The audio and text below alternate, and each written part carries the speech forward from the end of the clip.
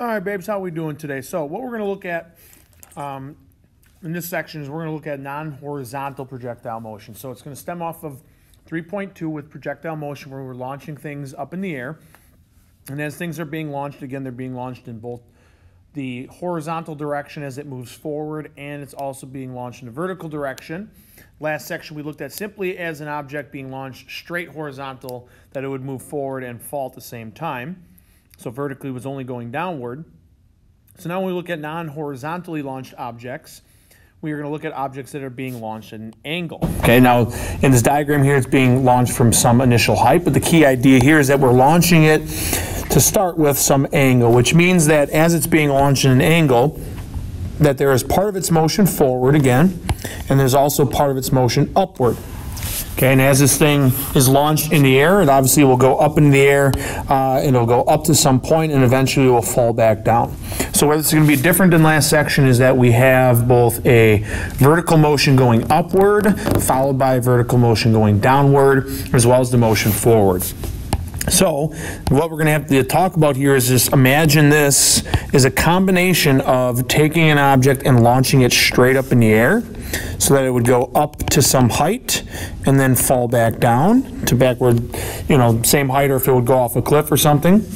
And also at the same time, imagine launching something horizontally, where we talked about last class that if it's launched horizontally, because there's no forces in that direction, it's going to move at a constant speed. So imagine this now as a combination of launching something up in the air, straight up in the air, as well as something moving forward at a constant speed. So here's the ideas from 3.2. If we launch something horizontally, what we talked about is that in the horizontal direction, say it's launched, in this case, at 20 meters per second horizontally. Launch something horizontally, you're not launching it straight up in the air or down, you're launching it straight to the right in this case. So what we noticed last time is because the only force acting on this object is gravity, that the object is going to move forward but fall at the same rate. And because gravity is the only thing acting on it, and gravity always pulls things downward, but the horizontal speed is not affected, okay? The only time this would ever be effective is their air resistance, and we're not looking at that case. So as it moves forward, it's going to gain a constant, or it's going to stay at a constant speed of 20 meters per second, which means that every second it's going to gain 20 meters of distance. And it's going to, again, relate to the range. Vertically, and it's going to start off with no speed vertically, so 0 meters per second. So this is almost like an object being dropped, and as it falls, it's going to gain speed, and what we talked about is that the speed at which it's going to gain is going to be equal to that value of gravity. So as it gains speed, again, that's called acceleration, so that rate would be 10 meters per second every second.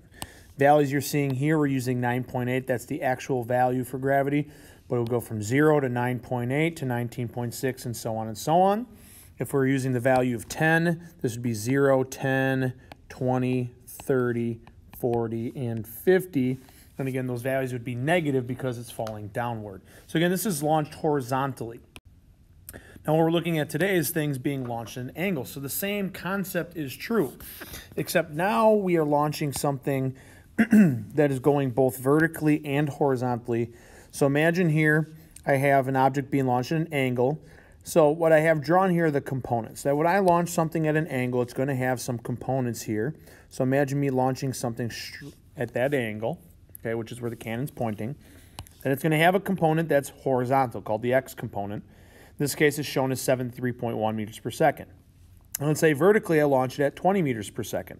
So let's say I were to break this overall velocity into two parts. It's going to have a component to the right and a component upward. And now applying what we talked about with horizontally launched objects, that the horizontal velocity, since there's no forces acting in the horizontal direction, that you'll notice that as it goes on, this speed is going to stay constant. So the rightward arrow is always going to stay the same length. But you'll notice that the vertical arrow, which is going to be affected by gravity, is going to decrease. And again, it's going to decrease at that rate that's equal to gravity of negative 10 meters per second every second.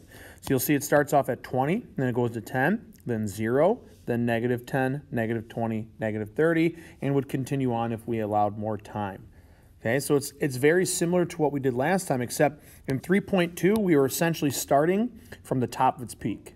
But now what we're doing is we're looking at the motion beforehand, so it's going to go up and down. So what we got to treat this like, again, is like launching something up into the air. It's going to go up, and as it goes up, it is going to lose speed till eventually it's 0, and then it's going to fall back down and gain speed. And again, the speed at which it loses or gains is always going to be equal to gravity.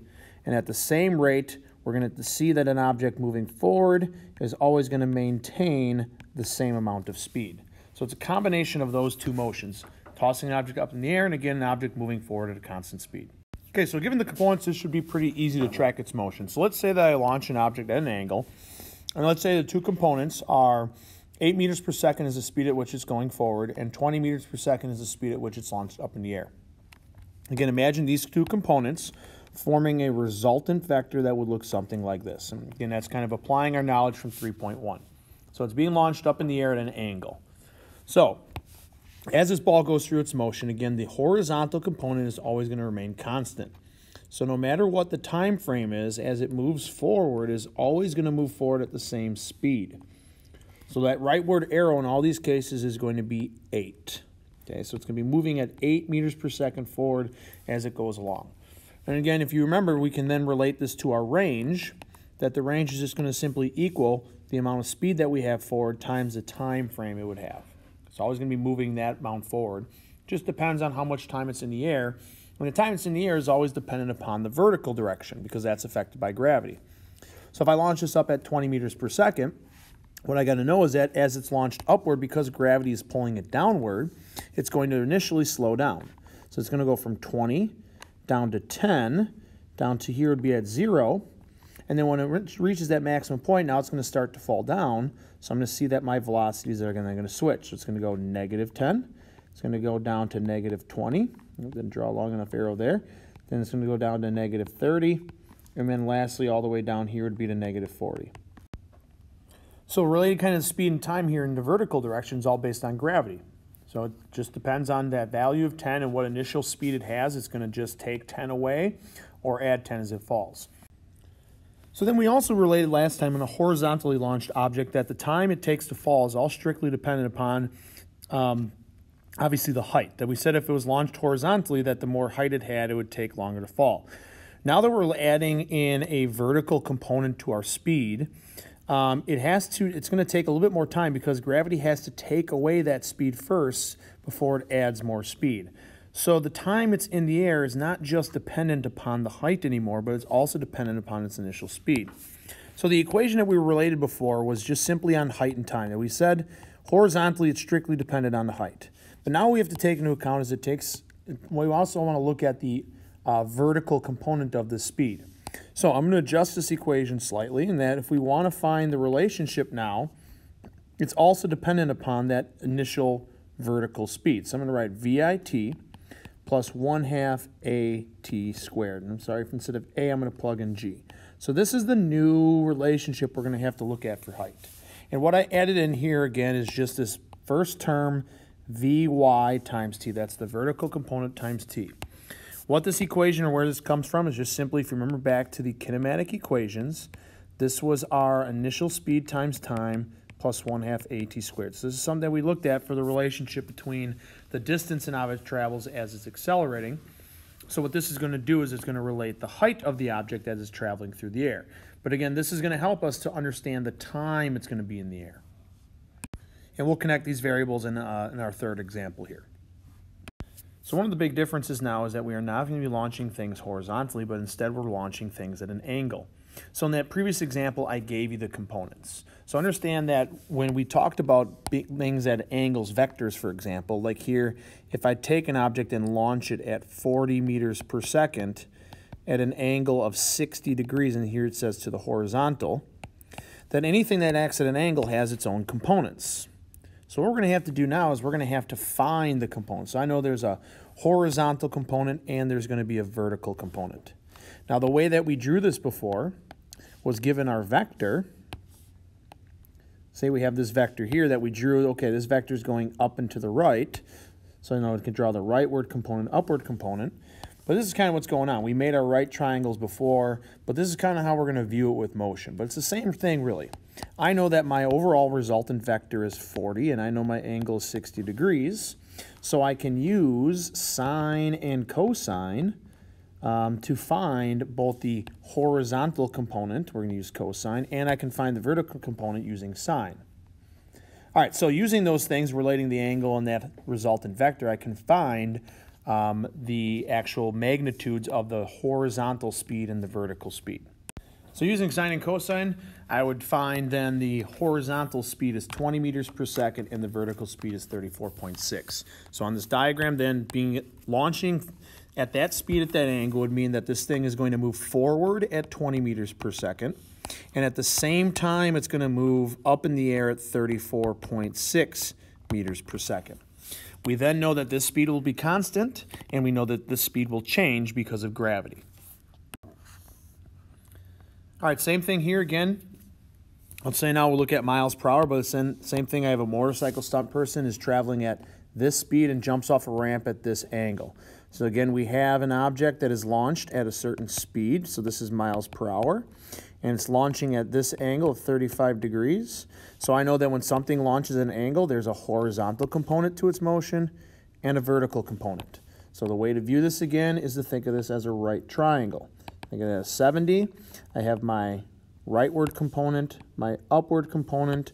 I know my angle is 35 degrees, so again I can use the cosine of 35 to find my horizontal component and the sine of 35 to find my vertical component. Again, that's going to give you a percentage of that overall vector of 70. Okay, so solving that, I get 57 miles per hour and 40 miles per hour. So again, 57 miles per hour is how fast it's moving forward as it's launched, which again will remain constant. And 40 miles per hour is again going to be that vertical speed, which is going to change because of gravity. All right, why don't you guys try this one on your own? We have a springboard diver, jumps off of a springboard with a velocity of 10 meters per second and an angle of 80 degrees to the horizontal. And I want to know then what are the components of this object's motion. So pause the video here, try this one on your own. So go ahead and pause. Pause it. All right, so solving this, you would get 1.7 meters per second for the horizontal speed and 9.8 meters per second for the vertical speed. Again, think about someone jumping off a diving board. 1.7 means they're going to slightly move forward so they can clear the freaking board. And then moving, a lot of their speed is going upward because, again, they jump up in the air, do some fancy schmancy spins, and then land in the water. Get yourself a perfect 10, stick the landing. You know what I'm saying? Okay, so now we're going to put everything together. So we're going to look at the full projection of an object being launched at an angle. So we have here a football being kicked with an initial velocity of 25 meters per second and an angle of 45 degrees with the horizontal. So imagine here I'll draw just the ground, and we have ourselves a little football that's being kicked, and it's kicked at an angle of 45 degrees at a speed of 25 meters per second. So obviously the ball, what's going to happen is going to go up into the air to some maximum height, and then it's going to fall back down to the ground. So our goal with this just subtle information of just the speed and the angle is to figure out then what is the time at which the object is in the air, what's the horizontal displacement, and then lastly, what is the peak height, which is the maximum height. So based on the last couple examples, the very first thing we need to do is define the components. So when you kick a ball at an angle, the object is going to be moving both forward and to start off with is going to be moving upward at the same time. So just like we did in the previous examples, our goal is to break this overall vector down into its two components. So I'm going to find the rightward component and the upward component of its speed, using the angle again that's given to you guys of 45 degrees. So solving for both those components, I would get, using the cosine and sine, I'd get 17.7 for each. Now, notice both the horizontal and vertical speeds are both the same, and that's because we're launching it at a 45-degree angle, which is halfway between kicking it perfectly horizontal and perfectly vertical. So that means, given the speeds here, that this forward speed is 17.7 meters per second, and the upward speed is also 17.7 meters per second.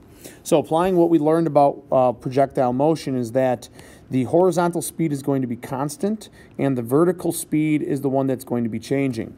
As the object is projected up into the air, it's going to consistently move forward until it reaches, obviously, the ground. So that distance is going to be called the range. And the range it's going to go through, the horizontal distance, is dependent upon the time it's in the air. Okay, so we're going to have to figure out the time in order to know range. And understand defined range, we just simply got to use the range equation, which means we got to take that horizontal speed, so that's the x component of the speed, times the time. So it's going to be 17.7 times whatever the time is. Okay, so the time is the important thing. So how do we determine the time? Well, the time is dependent upon the vertical direction, because as this object is kicked up into the air at that same 17.7, that speed is going to decrease until eventually at the very top of its peak it's going to be 0, and then it's going to increase in the negative direction as it falls back down. Okay? Now, understand that as it goes up and down, it's going to accelerate, gain speed and lose speed at that rate of 10 meters per second each second. So the way to think about this is this. If I want to find the time, if it's given initial vertical speed of 17.7, to find the time, all I got to do is take this 17.7 meters per second and divide it by gravity, which is 10 meters per second every second. Okay? Because it's going to go from 17.7 down to 7.7, and then obviously it's going to go down to 0. So if I divide those two numbers out, I'm going to get 1.7 seconds. So 1.7 seconds is the amount of time it's going to take to get to that maximum height. Okay? Which then it's also going to take another 1.7 seconds to get down. So let me just write this on the side here. So the time up is going to be 1.7 seconds, and the time down is going to be 1.7 seconds, which is going to make the time in the air a total of 3.4 seconds.